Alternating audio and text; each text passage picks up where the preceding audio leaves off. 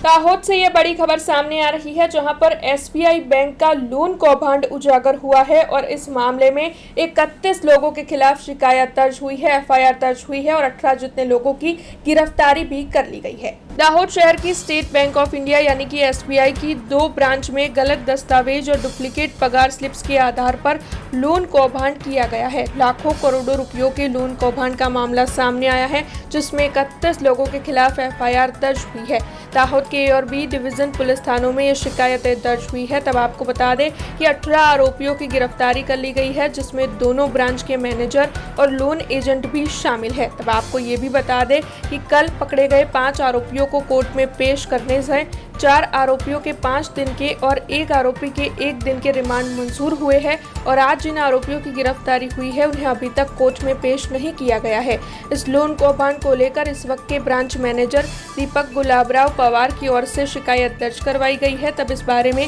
दाहोद के डीवाईएसपी जगदीश भंडारी ने ज्यादा जानकारी दी है। दाहोद टाउन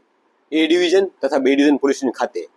એસબીઆઈના બ્રાન્ચ મેનેજરો દ્વારા ફરિયાદ દાખલ કરવામાં આવી હતી। એ ફરિયાદ હકીકત જોવા જઈએ તો એસબીઆઈની દાહોદ ખાતે આવેલી 2 બ્રાન્ચો, એક માણેક ચોક ખાતેની બ્રાન્ચ અને એક એસટી બસ સ્ટેન્ડ ખાતેની બ્રાન્ચ, એ બંને બ્રાન્ચોમાં અગાઉ જે કામ કરી ગયેલા મેનેજર હતા તેઓના ટાઈમની અંદર જે લોન લેવા માટે એપ્લાય કરે છે એ લોનની પાત્રતા ના ધરાવતા હોય એનાથી વધુ રકમ લોન મેળવવા માટે જે પોતાની સેલેરી સ્લિપ છે કે ડોક્યુમેન્ટ છે ઇન્કમના, એ ડોક્યુમેન્ટમાં છેડછાડ કરી આવક વધારે બતાવી અથવા પોતે લાયક ના હોય અને લાયક બતાવે એ પ્રકાર ડોક્યુમેન્ટ ઊભા કરી અથવા પોતે નોકરી ના કરતા હોય ત્યાંની પણ પહેલેથી રજૂ કરી આમ અલગ અલગ પ્રકારે લોનો મેળવવા માટે એપ્લાય કરતા અરજી અને એમાં બેંકના મેનેજર, બેંકના કામ કરતા અન્ય વ્યક્તિઓ જવાબદાર, એજન્ટો અને લોન ધારકો આ તમામના મેળાપેપણામાં ટોટલ એ ડિવિઝન વિસ્તારમાં જે આવેલી બ્રાન્ચ છે એમાં 4,75 લાખની અને બી ડિવિઝન બ્રાન્ચ આવેલી છે ત્યાં 82 લાખની એમ મળી ટોટલ 5.5 કરોડ ઉપરની લોનો જે તે સમયે મંજૂર કરી હતી। આ અન્વયે ઓડિટ રિપોર્ટમાં આવતું ધ્યાનમાં આવતા ગુના દાખલ થયા છે અલગ અલગ 2 અને એ બંને ગુના અન્વયે ટોટલ બંને થાણામાં મળી અને 18 જેટલા આરોપીઓની હાલમાં અટક કરવામાં આવેલી છે, જેમાં 2 મેનેજર જેમના નામ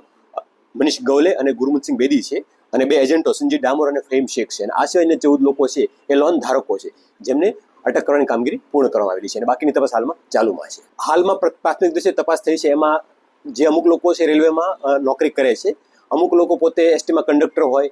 કે ડ્રાઈવર હોય એ પ્રકારના ખોટા સર્ટી ઊભા કર્યા છે